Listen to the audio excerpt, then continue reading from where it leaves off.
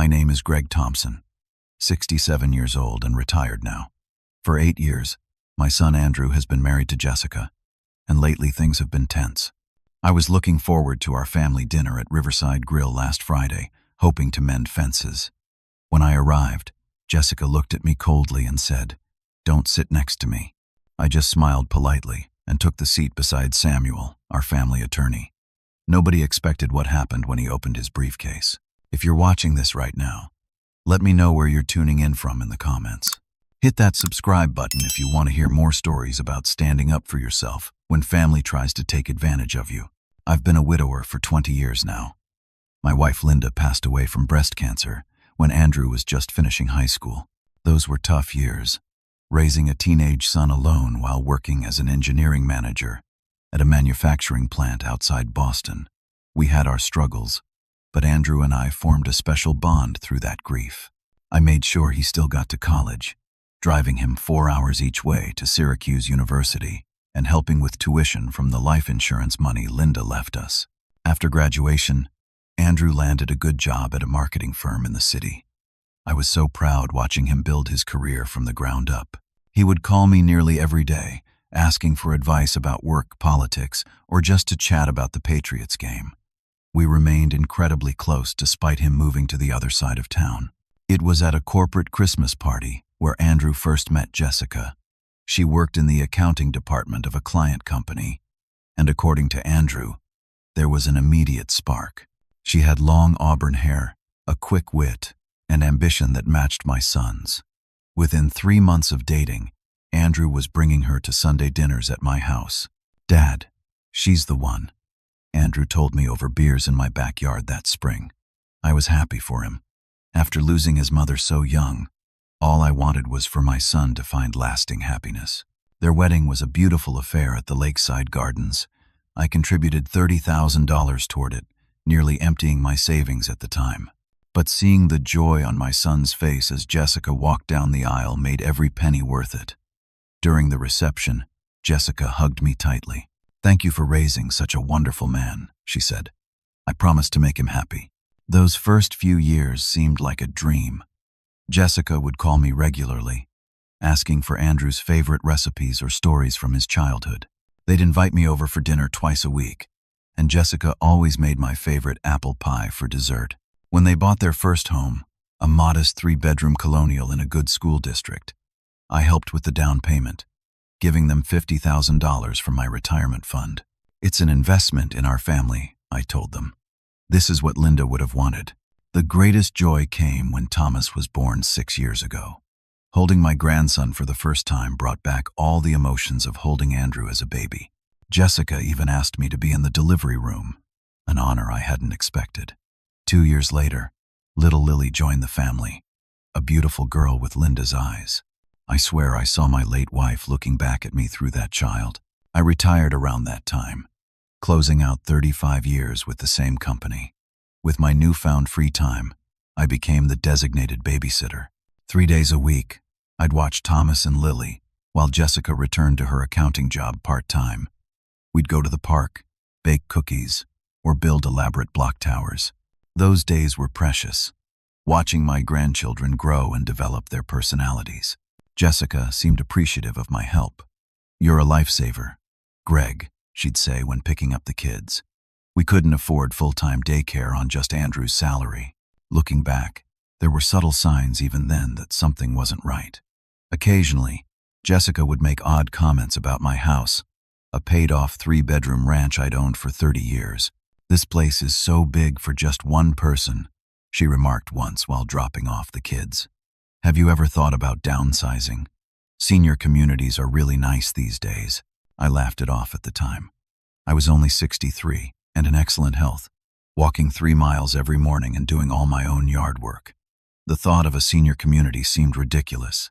Another time, she casually asked about my retirement accounts. "Andrew and I are trying to plan better for our future. How much did you manage to save before retiring?" The directness of the question caught me off guard, but I chalked it up to her background in accounting and interest in financial planning. Those were just small moments, easily dismissed individually, but they were the first raindrops before the storm that was coming. If only I had paid more attention to those early warning signs. About 2 years ago, I began noticing more concerning patterns in Jessica's behavior. What started as occasional comments about my house or finances evolved into something more troubling. Jessica began taking control of all family financial decisions, including those that shouldn't have involved her. When Andrew mentioned they were thinking about setting up college funds for the kids, I offered to contribute a lump sum to get them started. Instead of gratitude, Jessica intercepted. "We appreciate the thought, Greg, but we prefer to handle the children's finances ourselves," she said with a tight smile. Andrew looked uncomfortable but remained silent. Around the same time, my regular visits with the grandchildren became more restricted. Instead of 3 days a week, Jessica cut it to 1, claiming the kids needed more structured activities with other children. When I offered to take them to those activities, she always had a reason why that wouldn't work. "The Mommy and Me music class only allows parents," she'd say, or Thomas has a play date with a school friend instead. The excuses piled up, and my time with Thomas and Lily dwindled. One afternoon, I stopped by their house unannounced with some baseball cards I'd found for Thomas. Through the open window, I overheard Jessica on the phone in the kitchen. "Greg just shows up whenever he wants," she was saying to someone. "I'm worried about his mental state, honestly. He seems confused sometimes, forgetting conversations we've had. Andrew doesn't see it because he doesn't want to." I was stunned. I had never forgotten any conversations. If anything, my memory was sharper than most people my age. I quietly left without letting them know I was there, the baseball cards still in my hand. For Thomas's 6th birthday party, I arrived with a bicycle I'd carefully selected. The party was in full swing, with several families from his kindergarten class. When it came time for group photos, Jessica orchestrated everyone into position. "Parents and siblings over here," she directed, placing herself, Andrew, Thomas, and Lily front and center. I stood awkwardly to the side until Thomas noticed. "Grandpa should be in the picture too," he called out. Jessica smiled tightly. "This is just immediate family, sweetie. We'll take one with Grandpa later." That later photo never happened. After the party, I tried talking to Andrew about what I was experiencing. We were in his garage, putting away some of the party supplies. "I feel like Jessica is trying to keep me at a distance from you all," I said carefully. "Is everything okay?" Andrew sighed, avoiding eye contact. "Dad, Jessica's just really stressed with work and the kids. She likes having certain routines and structures. It's nothing personal, but it feels personal when I'm excluded from family photos or when my visits keep getting canceled," I pressed. "You're imagining problems that aren't there," Andrew replied, his voice taking on a defensive edge I rarely heard. "Jessica thinks the world of you." That conversation left me more worried than reassured. Andrew had always been honest with me, but now he seemed to be reciting lines rather than speaking from his heart. A few weeks later, I ran into Megan, one of Jessica's co-workers, at the grocery store. After some small talk, she said something that chilled me. "It's so nice to see you out and about on your own," she said. "Jessica mentioned you were having some cognitive issues. Are you still driving safely?" It took all my self-control not to react visibly. "I'm perfectly healthy," I replied evenly. My last physical showed the cognitive abilities of someone 20 years younger, according to my doctor. Megan looked confused. "Oh, that's wonderful." Jessica must have misunderstood something then. It became clear that Jessica was systematically spreading rumors about my mental fitness to anyone who would listen. The strategy was as effective as it was cruel. By suggesting I was in cognitive decline, she positioned herself as the concerned daughter-in-law, while simultaneously undermining my credibility if I were to raise concerns about her behavior. The final straw came during Thanksgiving. I had always hosted the holiday at my house, a tradition that began when Linda was alive and continued after her death. But when early November arrived, and I hadn't heard any mentions of Thanksgiving plans, I called Andrew. "Oh," he said, sounding surprised. "Didn't Jessica tell you? We're having Thanksgiving at our place this year with her family coming in from Connecticut." "No one told me anything," I said. "Am I invited?" There was an uncomfortable pause. "Of course you're invited, Dad. Jessica must have forgotten to send you the details. It's at 3 o'clock. When I arrived at their house that Thanksgiving, Jessica's parents, siblings, and even some cousins were already there. They all had place cards at the elaborately decorated table. There was no place card for me, and no place setting either. "Oh," Jessica exclaimed with exaggerated surprise. "I could have sworn I told Andrew to tell you we changed the time to 2 o'clock. Everyone's already eaten, but I can make you a plate of leftovers." I looked at my son, who couldn't meet my eyes. That's when I knew for certain. This wasn't forgetfulness or miscommunication. It was deliberate exclusion, and my own son was either complicit or too blind to see it. Over the next several months, Jessica's campaign against me intensified. What had started as subtle exclusion evolved into something far more sinister. One Sunday after church, Andrew asked if we could talk privately. We went to a local coffee shop, where he seemed nervous, repeatedly stirring his untouched coffee. "Dad," he finally said, "Jessica and I have been researching some assisted living communities. There's a really nice one called Sunset Gardens about 20 minutes from our house." I nearly choked on my coffee. "Assisted living? Andrew, I'm completely independent. My health is excellent." He shifted uncomfortably. "It's not about your health right now. It's about planning for the future. Jessica thinks it would give you more social opportunities. And honestly, maintaining that big house must be exhausting." "My house is my home," I replied firmly. "And it's not a burden. I enjoy the yard work and home projects." Andrew sighed. "Just think about it, Dad. For us, for the kids, wouldn't it be nice to live somewhere where all the maintenance is taken care of?" I changed the subject, but the conversation left me deeply disturbed. It was clear Jessica was planting these ideas in my son's head. A few weeks later, I was cleaning up after Thomas and Lily had visited when I found something that made my blood run cold. Tucked between my couch cushions was a glossy real estate brochure. Inside, someone had circled houses in my neighborhood and made notes about property values. The brochure was from Jessica's friend Tara, who worked as a realtor. Jessica had been in my house, assessing its value and planning its sale without my knowledge or consent. Around the same time, my sister Patty called me, concerned. "Greg, is everything okay with your health?" she asked. "Jessica called me yesterday asking about our family history of dementia. She said you've been repeating yourself a lot and misplacing things." "That's absolutely false," I said, my hands gripping the phone tightly. "I've never been sharper." "That's what I thought," Patty replied. But she was so convincing, Greg. She had specific examples, like you forgetting Thomas's birthday or getting lost driving to their house. "I've never forgotten any of my grandchildren's birthdays, and I could drive to Andrew's house blindfolded," I insisted. "Jessica is lying to you, Patty." There was a pause. But why would she lie about something like that? It was a good question. At that point, even I wasn't entirely sure of Jessica's motives, but I was beginning to form suspicions. A few days later, my neighbor Walter stopped by while I was raking leaves. "Hey Greg, is everything okay with you and your family?" he asked casually.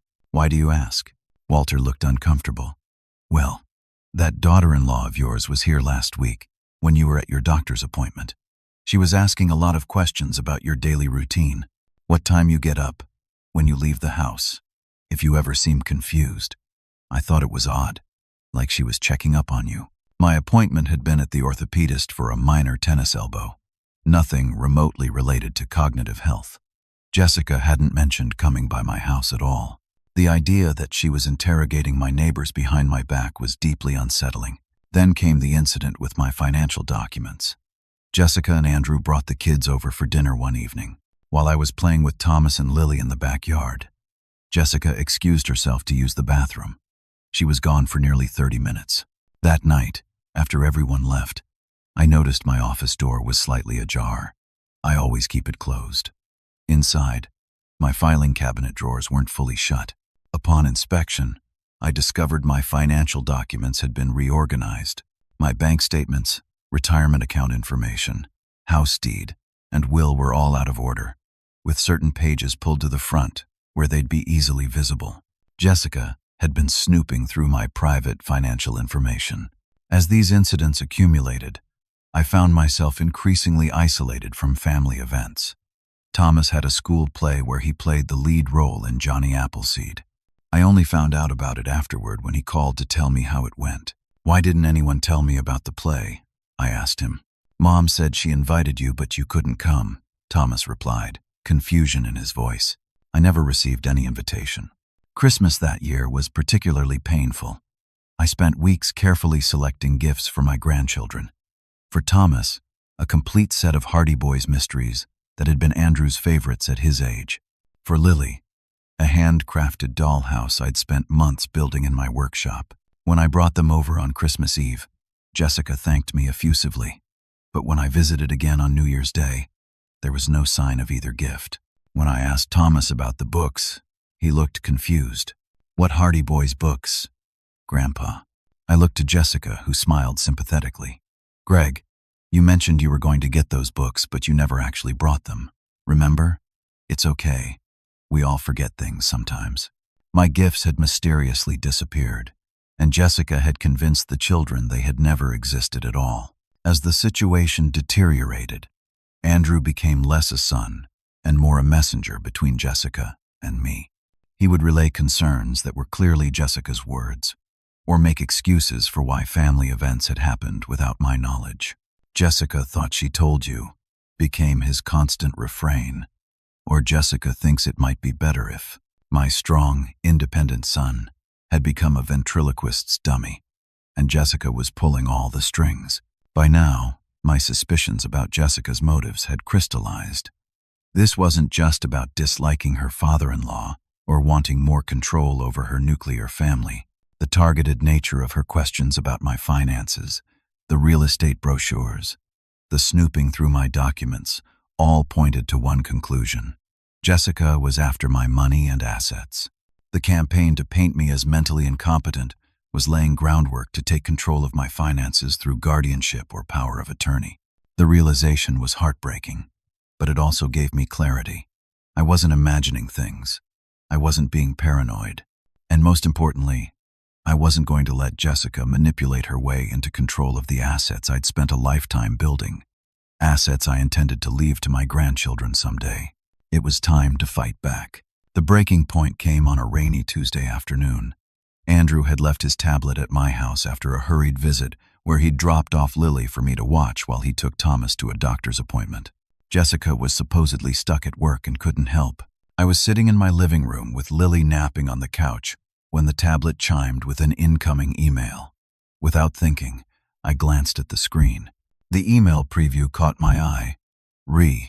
Options for elderly care and asset management. I hesitated only briefly before opening it.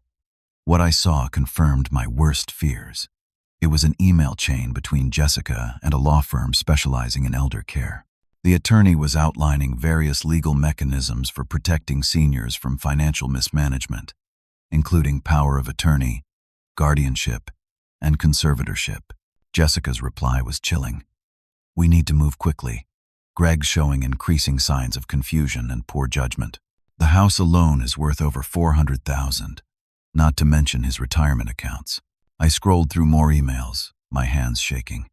There were draft documents for power of attorney that I had never seen or authorized, forms requesting my medical records, a long email where Jessica detailed my supposed symptoms of dementia, most of which were complete fabrications. When Andrew returned to pick up Lily, I confronted him with what I'd found. Andrew, I need to talk to you about these emails on your tablet, I said calmly. His face drained of color. You went through my emails? Dad, that's private. I wasn't snooping. The notification popped up.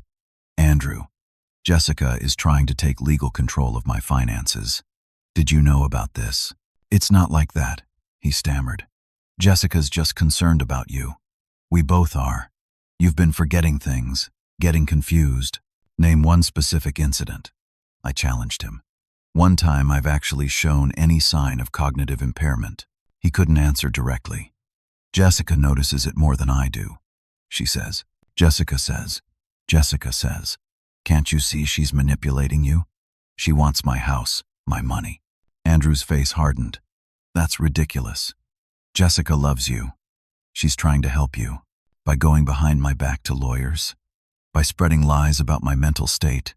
That's not help, Andrew. That's exploitation.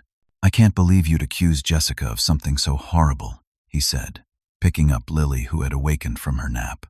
We're just trying to make sure you're taken care of as you get older. I'm perfectly capable of taking care of myself, I insisted. And my finances. Obviously, you're not thinking clearly if you're making these kinds of accusations, Andrew said, heading for the door. This is exactly why Jessica is worried. And with that, he walked out, taking my granddaughter with him. I sat in silence for a long time after they left.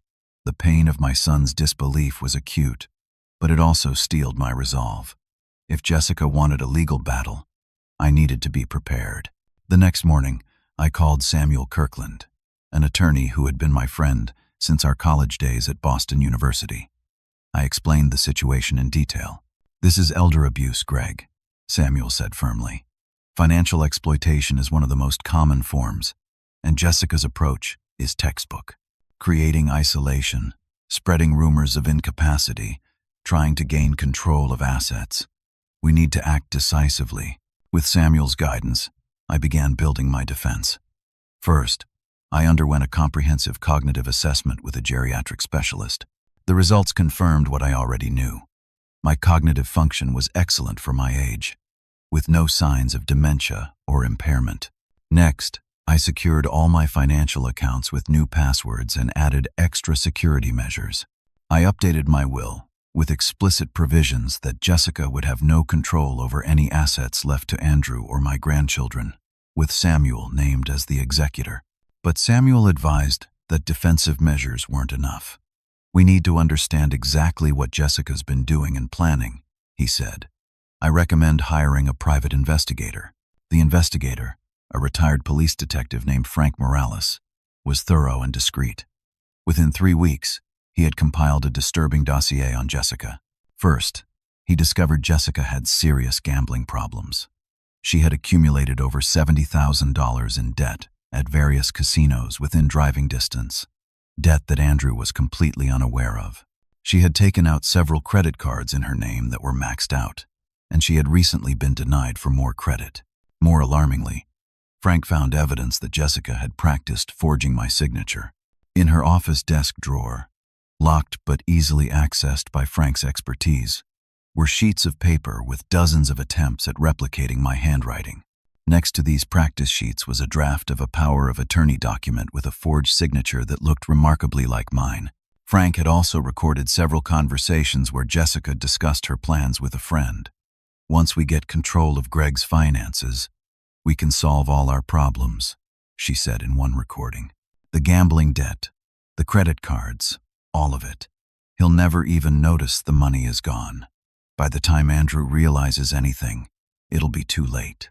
When Frank played these recordings for me, I felt physically ill.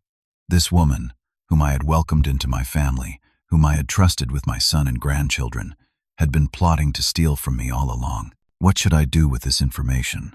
I asked Samuel and Frank during a strategy meeting at my house. You could go to the police, Frank suggested. Financial elder abuse is a crime. Or we could confront Jessica and Andrew privately, Samuel said. Give them a chance to explain and make amends. Both options had drawbacks. A police report would permanently damage my relationship with Andrew and possibly limit my access to my grandchildren. But a private confrontation might allow Jessica to manipulate the situation further. I have a different suggestion, Frank said. Set up a situation where Jessica's true motives are revealed in front of everyone important to her. Make it impossible for her to deny or explain away her actions. A public exposure, Samuel mused. That could work, if done correctly. What did you have in mind? I asked. Invite everyone to dinner, Frank said. Family, close friends. Make it seem like a normal gathering. Then present the evidence in a way that can't be disputed. It was a risky plan, but the more we discussed it, the more right it felt. Jessica had been operating in the shadows, spreading lies about me when I wasn't around to defend myself. It was time to bring everything into the light. Let's do it, I decided. But we need to plan every detail carefully. Over the next week, Samuel, Frank, and I prepared meticulously for what would either be my redemption or my complete alienation from my family. It was a gamble, but facing Jessica's schemes, I felt I had little left to lose.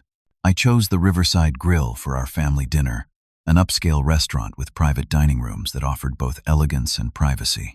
The reservation was for 7 o'clock on a Friday evening, and I spared no expense, ordering their finest wines and premium menu options. The invitations went out casually, through Andrew. "I'd like to treat everyone to a nice dinner," I told him over the phone. "It's been too long since we all got together." Andrew sounded surprised, but pleased. "That's really nice, Dad. Who were you thinking of inviting?" "Just family," I replied. "You and Jessica, the kids, my sister Patty and her husband, and Jessica's parents if they're available. I'll check with Jessica and let you know," he promised. True to my expectations, Jessica couldn't resist the opportunity for an expensive meal at my expense. Andrew called back the next day, confirming everyone could attend, except Thomas and Lily would stay with a babysitter. "Probably for the best," I said. "It's an adult venue, and what I want to discuss is better suited for the grown-ups." "Discuss?" Andrew asked. "Is everything okay, Dad?" "Everything's fine," I assured him. "Just some family matters I'd like to talk about." I deliberately left my comment vague, knowing Jessica's curiosity and concern would ensure her attendance. What I didn't mention was that Samuel would be joining us. Frank would be there too, though not at our table. He had arranged to be seated nearby, ready to provide additional evidence or security if needed. The evening of the dinner arrived. I dressed carefully in my best suit, the one I had worn to Andrew's wedding.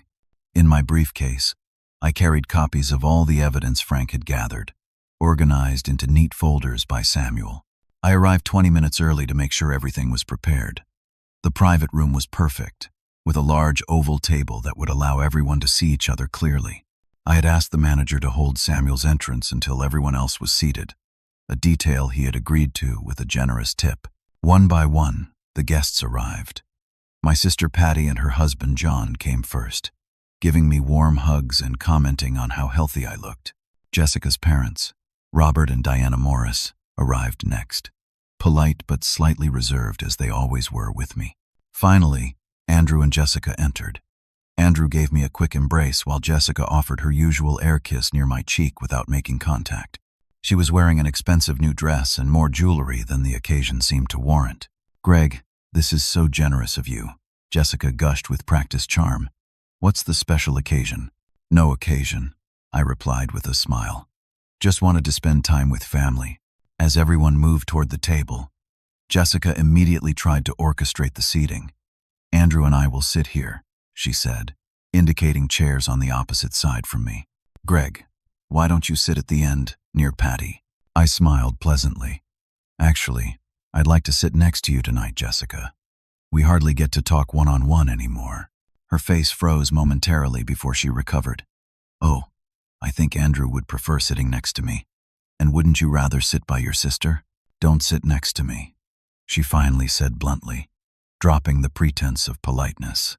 "I need Andrew beside me. We have a system for these dinners." At that moment, the restaurant manager opened the door, and Samuel walked in, briefcase in hand. "Sorry I'm a bit late," he announced cheerfully. Jessica's eyes widened in recognition and alarm. Samuel had represented me in several business matters over the years, and she knew exactly who he was. "Samuel, I didn't realize you were joining us," Andrew said, clearly confused but trying to be polite. "Greg invited me," Samuel explained smoothly. "Hope that's not a problem." "Of course not," I said. "Samuel, why don't you take that seat there? I'll sit beside you." I smiled at Jessica across the table. "No problem at all about the seating, Jessica. I understand completely." The waiter came to take drink orders, and an awkward silence fell over the table. Jessica kept glancing nervously at Samuel's briefcase, which he had placed on the floor beside him. "So, Greg," Robert Morris said finally, "Jessica mentioned you've been having some health challenges lately. How are you feeling?" Before I could answer, Jessica jumped in. "Dad, Greg doesn't like talking about his health issues. He gets defensive." "Actually," I replied calmly, "my health is excellent. I just had a complete physical last month. Perfect blood pressure, cholesterol under control, and according to my doctor, the cognitive abilities of a much younger man. Jessica's smile tightened. Memory issues can be subtle, Greg. You might not even realize when you're forgetting things. Samuel cleared his throat. Speaking of memory, I remember you telling me about some concerns you had, Greg. Is that what tonight is about? I nodded. Yes. There are some family matters I'd like to discuss openly. I looked around the table. I believe in addressing problems directly, with everyone involved present. The appetizers arrived, momentarily pausing the conversation. As everyone began to eat, Jessica made a valiant attempt to change the subject. Patty, how is your garden coming along this year? Those tomatoes you grew last summer were amazing. My sister, who had been briefed about the situation beforehand, didn't take the bait. It's doing well, thanks. But I'm more interested in hearing what Greg wants to discuss. He mentioned it was important. Jessica's knife clattered against her plate. Andrew put his hand on hers, looking increasingly uncomfortable. Dad, maybe we should enjoy dinner first and talk business later, he suggested. This isn't business, Andrew. It's family, I replied, and it can't wait any longer. I nodded to Samuel, who reached down and opened his briefcase. From it, he removed several folders, each labeled and color-coded. What is this? Jessica demanded, her voice rising. Why did you bring a lawyer to a family dinner? Because I needed a witness, I said evenly. And because what I'm about to share requires legal expertise. Samuel placed the first folder on the table and opened it. Inside were the results of my cognitive assessment, complete with the doctor's detailed findings. This is a comprehensive neurological and cognitive evaluation performed on Greg 3 weeks ago, Samuel explained professionally. As you can see, it shows absolutely no indication of cognitive impairment, memory loss, or early dementia. In fact, the doctor noted that Greg's cognitive function is exceptionally strong for his age. Jessica's face had gone pale. Andrew looked confused as he scanned the document. I don't understand, he said. Why would you need this test, Dad? Because, I said gently, Jessica has been telling people I'm suffering from dementia. She's told your Aunt Patty, her coworkers, even our neighbors. It's part of a larger plan. That's not true, Jessica protested. I've just expressed concern about some behaviors I've noticed. Samuel opened the second folder. These are statements from 8 different people, documenting conversations where Jessica specifically claimed Greg was showing signs of dementia. They're dated and signed. Jessica's parents exchanged concerned glances. Robert Morris frowned deeply. Jessica, what is going on here? It's being blown out of proportion, Jessica insisted. I was just worried about Greg. Were you also worried about my finances? I asked quietly. Is that why you went through my filing cabinet when you were supposed to be using the bathroom? Is that why you were researching my home's market value? I never did any of that. Samuel placed the third folder on the table. This contains photographs of Jessica's desk drawer at home, showing practice sheets where she repeatedly forged Greg's signature. Next to them is a draft power of attorney document with a forged signature that would have given her control over all of Greg's assets. Andrew's face had drained of color. Jessica, tell me this isn't true. It's not what it looks like, she stammered. I was just helping organize Greg's affairs. By practicing my signature, I asked. I can explain everything. Jessica stood suddenly, grabbing her purse. I'm not going to sit here and be ambushed like this. Andrew, we're leaving. But Andrew didn't move.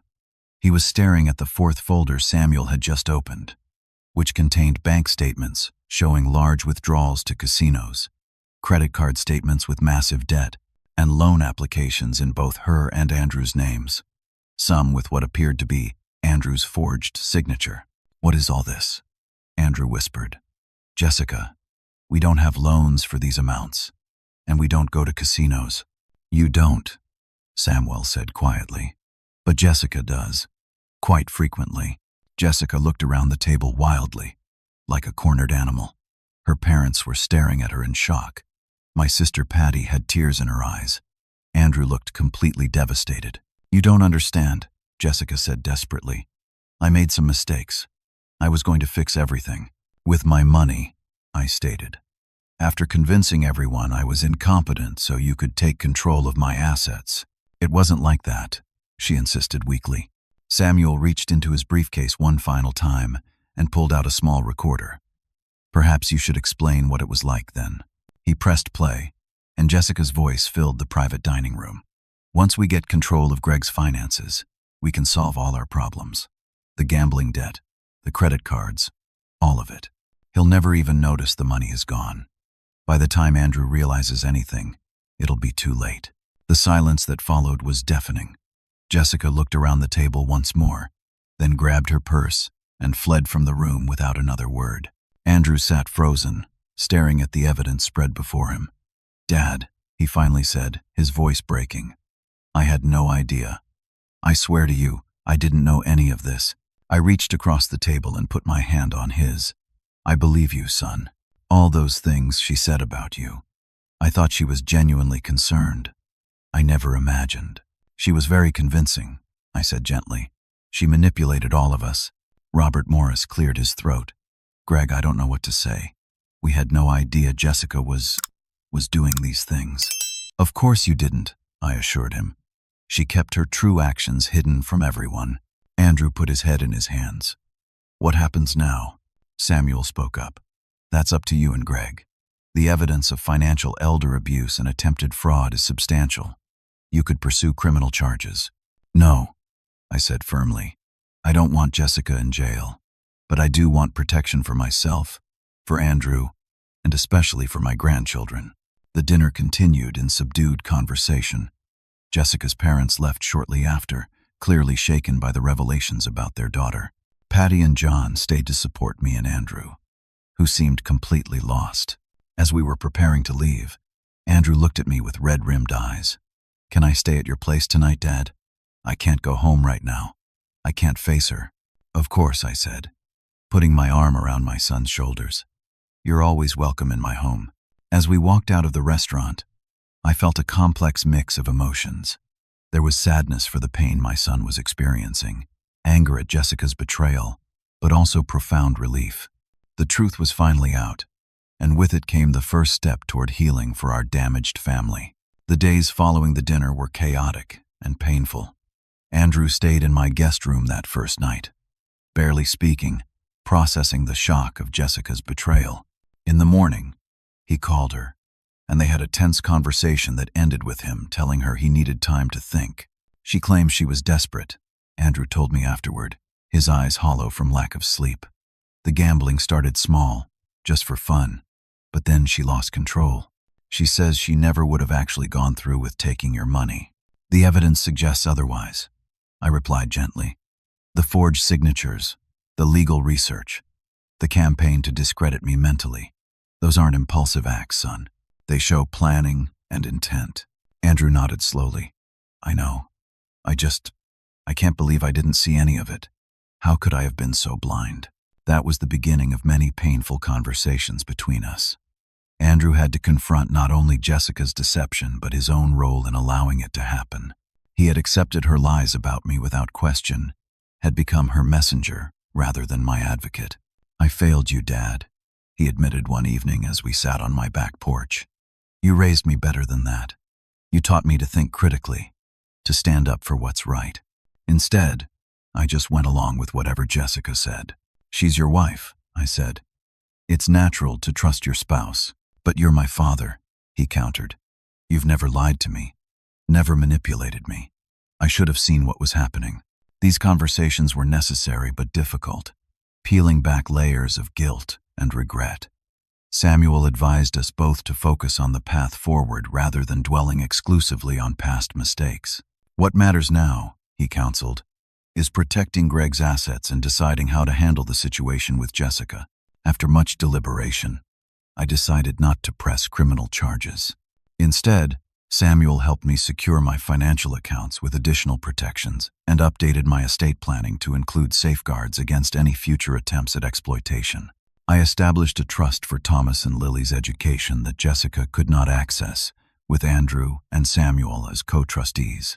A week after the dinner, Andrew moved back home for the sake of the children, who were confused by his sudden absence. He insisted that Jessica seek treatment for her gambling addiction as a condition of trying to work through their marital issues. I don't know if our marriage can survive this, he told me honestly. But I have to try, for Thomas and Lily's sake. And she needs help. Explaining the situation to my grandchildren was one of the most challenging aspects of the aftermath.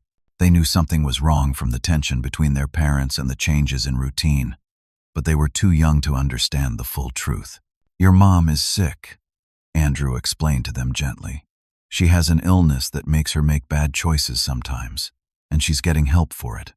And your grandpa and I had a misunderstanding, but we've worked it out now."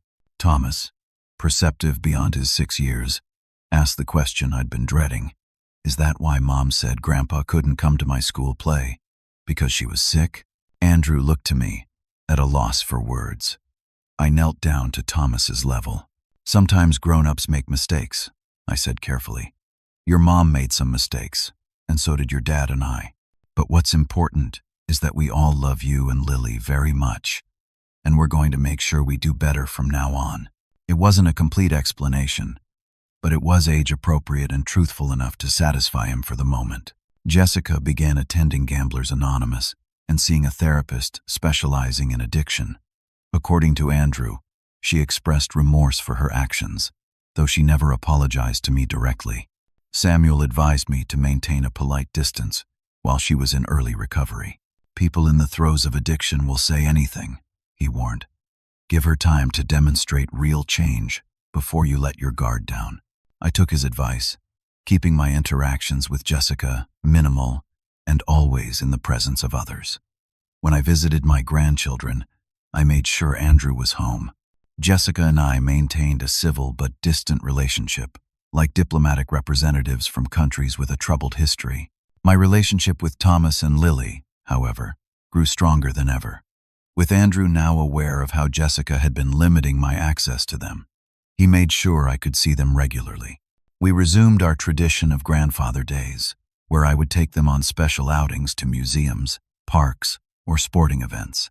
"I missed you, Grandpa," Lily told me during one of these outings, her small hand in mine as we walked through the New England Aquarium. "I missed you too, sweetheart," I replied, my heart full. "But I'm here now, and I'm not going anywhere." To help Andrew process his complex emotions about the situation, we began attending family therapy sessions together. Dr. Margaret Wilson, a therapist specializing in family trauma, helped us rebuild our relationship and establish healthy boundaries moving forward. "Andrew, your loyalty to both your father and your wife created an impossible situation," she observed during one session. "You were trying to please everyone and ended up compromised." "I see that now," Andrew acknowledged. "I need to be stronger, to make my own judgments instead of just accepting what I'm told." For my part, I had to acknowledge that my own reluctance to directly confront the situation earlier had allowed it to escalate. "I should have been more assertive when I first noticed problems," I admitted. Instead, I retreated and let things build up until a dramatic confrontation was the only option left. Over the following months, our family began healing, though the process was neither quick nor linear. There were setbacks, like when Jessica tried to convince Andrew that I had exaggerated her gambling problem, or when she accidentally scheduled family events when she knew I had other commitments. But with each attempt at manipulation, Andrew became more perceptive and set firmer boundaries. "I see what you're doing," he would tell her, according to what he shared in our therapy sessions. "It won't work anymore." 6 months after the dinner revelation, Andrew found even more evidence of Jessica's deception. Hidden in a storage unit she had rented without his knowledge, he discovered shopping bags filled with expensive clothes and jewelry, all with tags still attached, representing thousands of dollars of secret spending. That discovery, more than anything I had presented at the dinner, seemed to finally break Andrew's remaining illusions about his wife. A week later, he filed for legal separation and moved with the children into a small apartment near my house. "I tried, Dad," he told me, his voice tired but resolute. "I really tried to make it work for the kids, but I can't trust her, and I can't raise Thomas and Lily in a home built on lies." I supported his decision while being careful not to seem gleeful about the separation. This wasn't a victory. It was a sad necessity. My focus remained on helping my son and grandchildren adjust to their new reality with as little additional trauma as possible. The practical aspects of the separation meant Andrew needed more help with childcare, which gave me additional time with Thomas and Lily. 3 afternoons a week, they would come to my house after school until Andrew finished work. These regular visits allowed us to establish new traditions and deepen our bond. As the months passed, I watched my son gradually reclaim the strength and independence that had always been part of his character before Jessica's influence. He took full control of his finances, discovered and addressed the debt Jessica had accumulated in their names, and set clear terms for her visitation with the children, including supervision until her treatment progressed further. The road ahead would be long, with divorce proceedings, custody arrangements, and years of co-parenting with appropriate boundaries. But for the first time since this ordeal began, I felt confident that my son could handle these challenges. He had emerged from the fog of manipulation with a clearer vision and stronger resolve. Most importantly, I knew that my grandchildren would grow up with the truth, not buried under layers of deception. They would know that their grandfather loved them, was of sound mind and body, and would always be there for them, no matter what storms life might bring. 1 year has passed since that fateful dinner at Riverside Grill. The seasons have changed, and so has our family. I sit on my back deck watching Thomas and Lily play in the yard, their laughter a balm for the wounds we've all endured. Andrew is inside, preparing lunch for us all, his movements in the kitchen confident and purposeful. The divorce was finalized 3 months ago. Jessica received treatment for her gambling addiction and, according to her counselors, has made significant progress. She has supervised visitation with the children every other weekend. Andrew has primary custody, an arrangement that Jessica initially fought but eventually accepted when faced with the evidence of her actions. I've established my own boundaries with clear eyes and a firm hand. I no longer allow myself to be manipulated by guilt or obligation. My relationship with Jessica remains strictly formal, limited to brief interactions during children's events when our paths must cross. I am unfailingly polite, but maintain emotional distance. This isn't out of bitterness, but self-preservation. The trust fund I established for Thomas and Lily's education is growing steadily. Neither Jessica nor any future spouse of Andrew's can access these funds, which are securely managed by a trustee from Samuel's firm.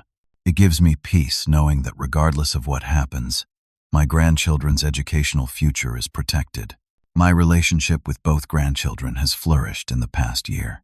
Last summer, I took them on a special trip to the Grand Canyon, something I had always wanted to do with Andrew when he was young but never managed to arrange. Watching their eyes widen at the magnificent vistas, I felt a profound gratitude for the second chance I'd been given to be fully present in their lives. Andrew has rebuilt his life with remarkable resilience.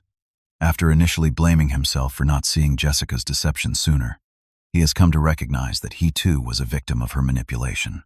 He's become more discerning, more willing to trust his own judgment rather than deferring to others. The son I raised has returned, stronger for having been tested. He's also become an advocate for awareness about elder financial abuse, sharing our story, with names changed, in support groups for families dealing with similar situations. If it can happen in our family, it can happen anywhere, he tells them. Trust your instincts when something feels wrong. I've joined a support group myself for grandparents who have experienced family estrangement or manipulation. The stories I've heard there remind me that my experience, while painful, is far from unique. Many seniors face similar attempts at financial exploitation, often from those they trust most. By sharing what I've learned, I hope to help others protect themselves before reaching the crisis point my family experienced. Our new family traditions emphasize transparency and honest communication.